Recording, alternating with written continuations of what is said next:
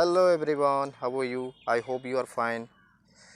ये शारदा नगर का वर्कशॉप है। यहाँ पे जब शारदा नगर का बैराज बन रहा था तब ये वर्कशॉप बनाया गया था। और ये देखिए चौराहा, आज लॉकडाउन है, 15 तारीख है, 17 तारीख को यहाँ लॉकडाउन खुलना है, वो भी क्लियर नहीं कि खुलेगा, तो इसलिए यहाँ से देखिए पूरा चौराहा बंद पड़ा हुआ है, हर चीज़ बंद है आज, क्योंकि शनिवार संडे को फुल लॉकडाउन रहता है, तो हर चीज़ आज बंद है। और ये हमारा वर्कशॉप है। जब मैं छोटा था 5-7 साल का, तब यहाँ पे जो चीज़ें खड़ी हैं ये सब वर्क करती थी। ये जो ट्रैक्टर खड़ा हुआ है ये भी चलता था, तब डीजल उजल लाने के लिए जाता था सिंचाई विभाग के लिए। और जब ये खड़ा किया गया था तो ये चालू कंडीशन में था, कोई बहुत बड़ी प्रॉब्लम्स नहीं थी, लेकिन अब खड़े खड़े ये डेड हो चुका है।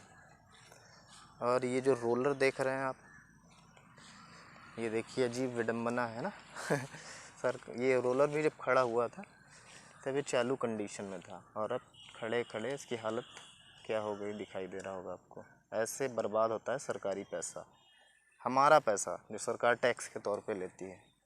और ये स्कूल बस है, ये सिंचाई विभाग की तरफ से थी, और कुछ समय पहले इसको अपने काम से रिटायर किया गया, तब ये भी चालू कंडीशन में थी।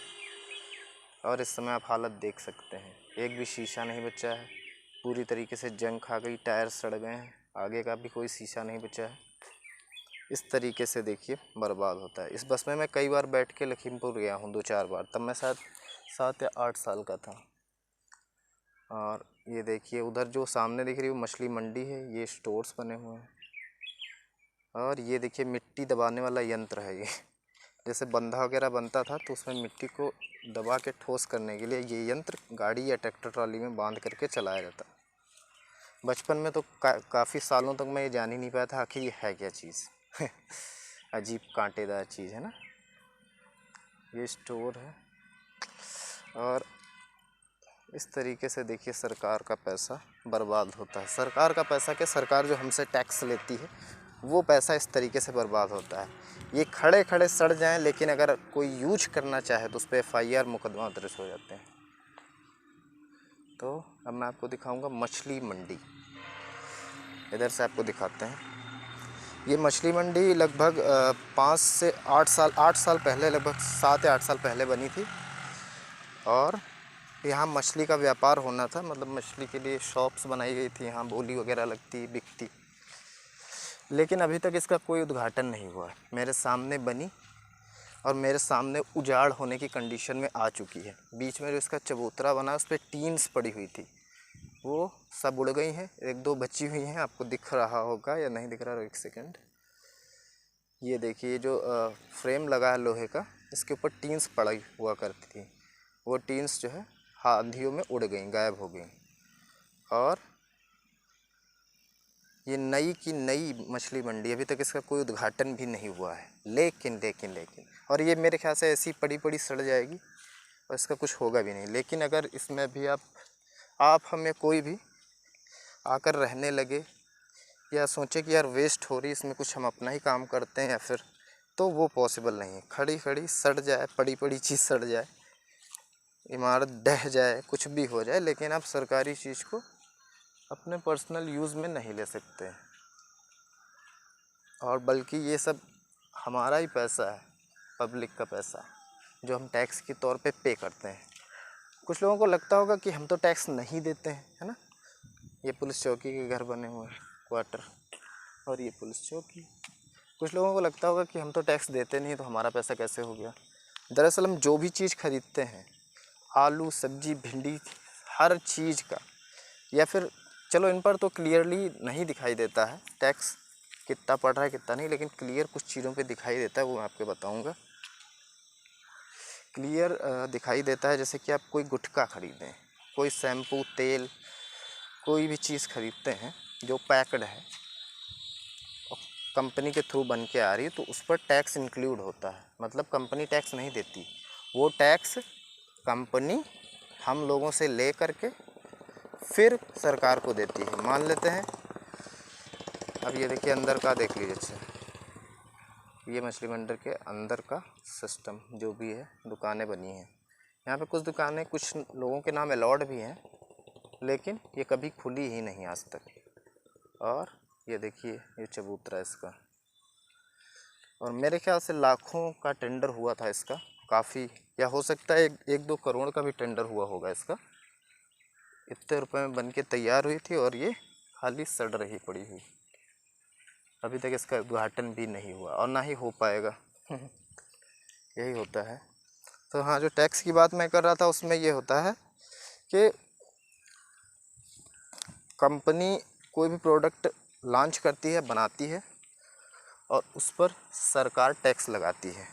मान लीजिए कंपनी ने एक प्रोडक्ट निकाला, 6 रुपये का प्रोडक्ट वो उसका बनके तैयार हुआ, और उसने अपना 1 रुपये बेनिफिट लेकर के 7 रुपये उसका रेट घोषित कर दिया, और लेकिन सरकार उस पर 1 रुपया टैक्स लगा देती है उसको। तो कंपनी अपने पास से नहीं वो टैक्स पे करती है, वो उसी प्रोडक्ट में 1 रुपये और इंक्लूड कर देगी, और उस पर साफ साफ लिख देती हैं कंपनियां कि ये सारे टैक्स आपके लगाए गए हैं, इनको लगा लगा के तब इसका रेट इतना हुआ है।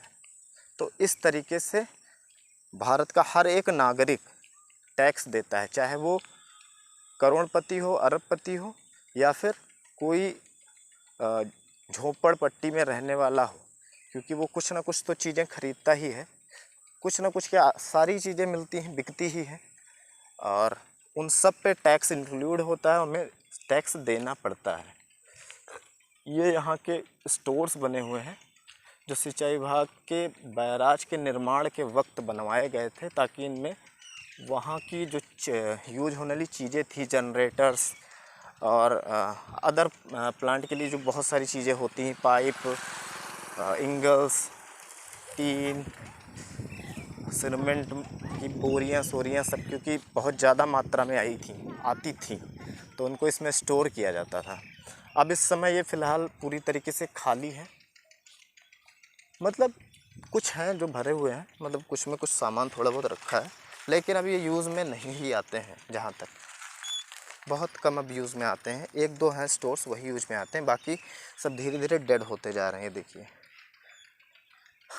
और ये हमारा लोहा भंडार है, इसे लोहा भंडार के नाम से जाना जाता था, जहाँ ये पुलिस चौकी बनी हुई है।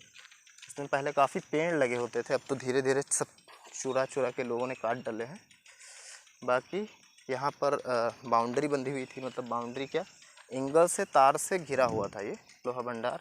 इसको लोहा भंडार इसलिए कहा जाता है क्योंकि यहाँ लोहे के सामान जो बैराज पे यूज होने थे, नदी नहर जब बन रही थी, वो यहाँ रखे जाते थे, तो लोहे का भंडार होता था यहाँ पे, इसलिए इसे लोहा भंडार कहते हैं। और वो उस साइड जो आपको दूर गांव दिख रहे हैं, वो एक तरीके से भागलपुर आप कह सकते हो, हालांकि एग्जैक्ट मैं नहीं बता सकता हूँ, कुछ लोग गुड़ियाना भी कहते हैं और अलग अलग नाम देते हैं, क्योंकि भागलपुरवा क्या, ये लोग उधर नदी के उस पार रहते थे, मतलब हमारी कॉलोनी से बाहर नदी के साइड में। तो वहाँ बाढ़ आ गई थी किसी प्रकार से, मतलब नदी काट दी थी इन लोगों के घर, तो ये लोग यहाँ पर आकर के बस गए थे ये सामने, और तब से ये लोग यहीं पर हैं, सिंचाई विभाग की ज़मीन पर अवैध निर्माण करके रह रहे हैं। और बाकी ये देखिए, ये राजेश जी की चक्की है, और ये गद्दार कॉलोनी के लिए रास्ता है। हालांकि यहाँ लोग गद्दार नहीं हैं, लेकिन पता नहीं किस कारणवश इस कॉलोनी का नाम गद्दार कॉलोनी रख दिया गया है, I don't know. Then I push this video